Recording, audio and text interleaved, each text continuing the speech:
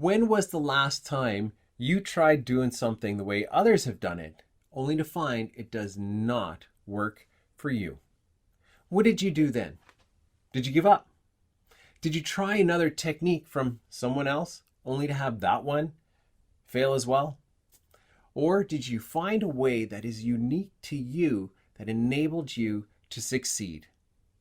Hello, my friends. Jeffrey Shao here from Grow to Your Potential. Over the last few weeks, we have been looking at the first three questions you need to answer in order to overcome the obstacles to growth. They were, why do you exist?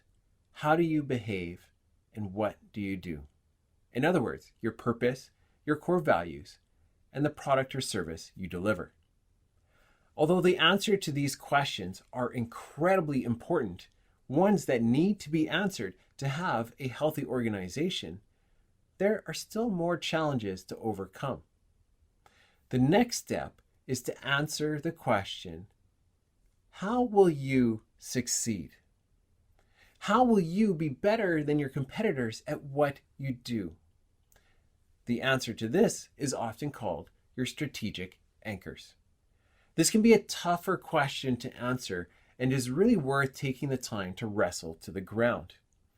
Teams and organizations that do not gain clarity and alignment here will often face the pull to be the best at everything.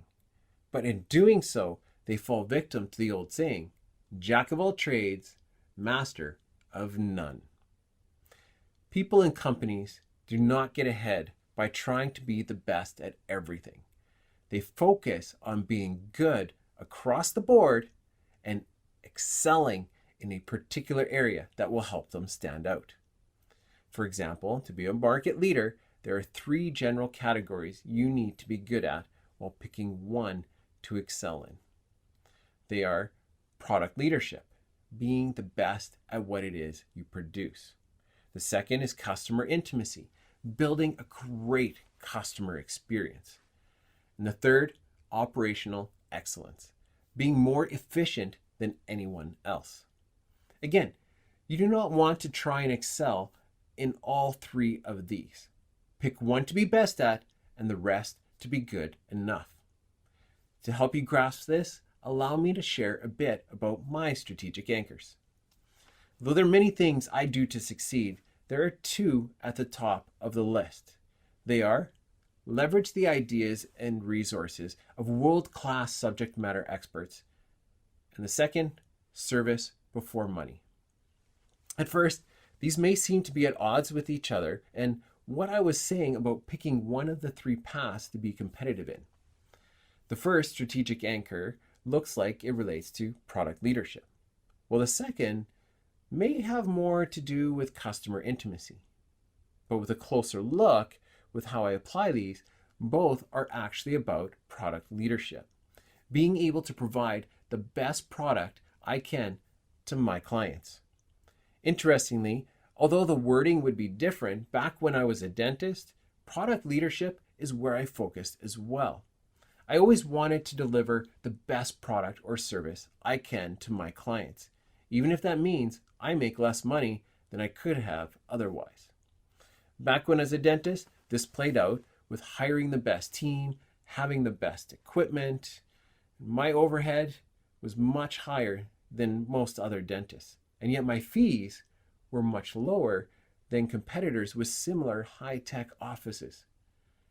In my current work as leadership development coach and organizational health consultant, I've formed strategic alliances with subject matter experts like the John Maxwell team and Patrick Lencioni's Capra Pro network. These come at a cost, but allow me to provide a better service to my clients. In both of these careers mentioned, I'm pretty sure my clients do not really care how cost effective I run my business as long as I do not overcharge them to compensate.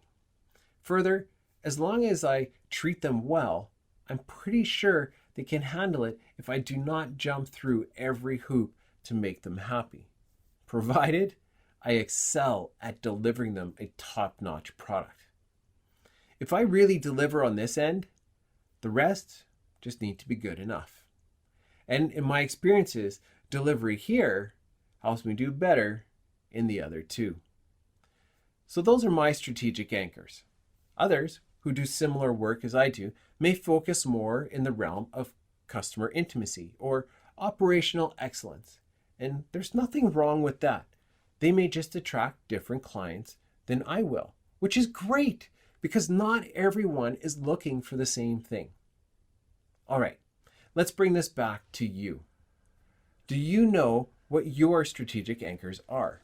Further, how have you been doing answering these questions for you and your organization? Is there clarity and alignment? Or is there confusion and ambiguity? If you or your organization is struggling to figure these out, I have good news for you. I can help. Reach out to me today, and I'd be happy to walk you through this journey and help you overcome the obstacles to your growth. And be sure to join me again next week as we tackle the fifth question, one that helps keep the team together while combating the politics and silos that plague so many organizations. I'll see you then.